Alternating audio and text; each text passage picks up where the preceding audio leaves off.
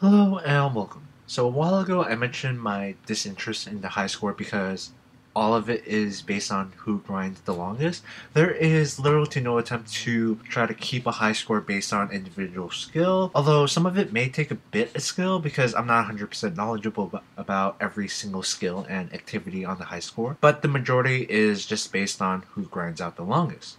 With activity high scores, it's gruesome how the number one ranked player in some of the high scores can be somebody who has never actually properly played the minigame. And by properly, I mean somebody who is actually active and not just somebody who goes and tries out the content on release and never actually come back to it. But just to clarify, I'm not hating on this person in this example. I actually know the guys, so I'm able to use them in this example, but I'm hating on the fact that the high scores could be abused to such an extent. But to further clarify, whenever I give examples of people in videos, any video I do, I'm almost never talking about the person. I'm actually talking about the issue or topic relating to that person. By giving a real example, it makes the issue easier to understand. And here's an example of what I mean. If, say, Jamie has an addiction for waffles, I'm talking about the addiction, not Jamie. And this just shows how horrible the high scores are. It becomes one of a few things. Either a high score of who spends the longest training a skill, or whoever spends the longest boosting an activity high score, which is actually the same thing. But the point of this video is, what if instead of adding in a new high score based on whoever grinds out the longest, what if they added in a high score that actually reflected skill, knowledge, something more than just whoever grinds out the longest. A few examples that I've came up with, and if you have some ideas, feel free to share them with me. But the first one, Dungeoneering. A high score for the quickest Dungeoneering time for a 5-man large. Dominion Tower, endurance high score, but actually make an endurance mode to Dominion Tower first, because at the moment you fight the same monsters over and over. There's no difference between fighting a nomad on floor 10 and a nomad on floor 255. Also, what kind of endurance mode heals your HP and prayer to full each time you complete a floor? The endurance mode in the current game is just a joke.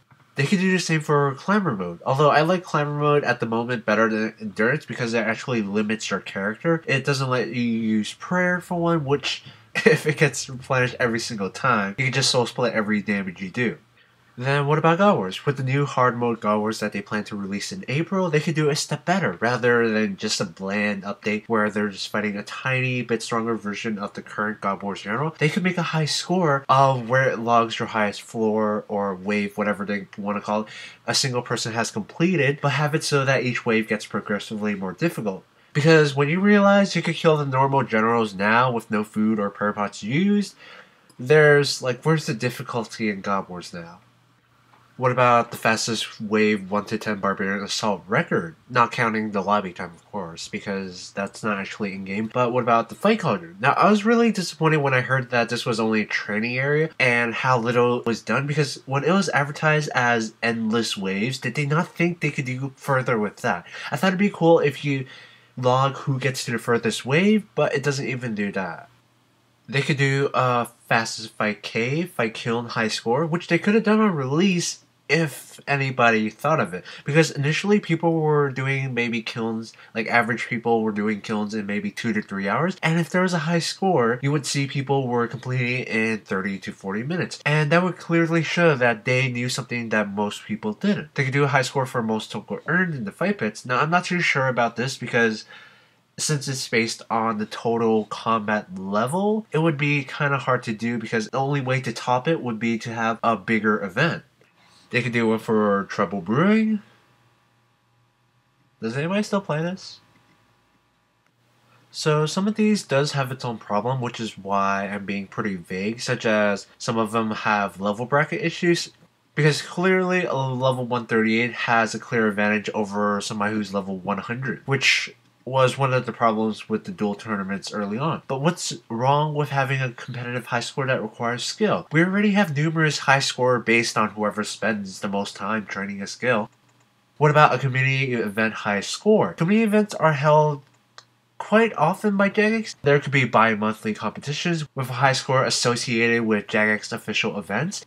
Now, I would have considered a high score based on XP gained in a certain amount of hours, like a 72-hour competition high score, but I don't trust Jagex enough to be able to put in the effort to discern the difference between squeal XP and real XP, as well as saved up points.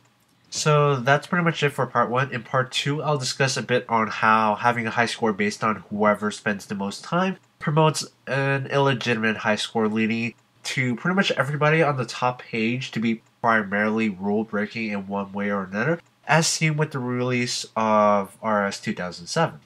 So for now, thank you very much for watching and have a nice day.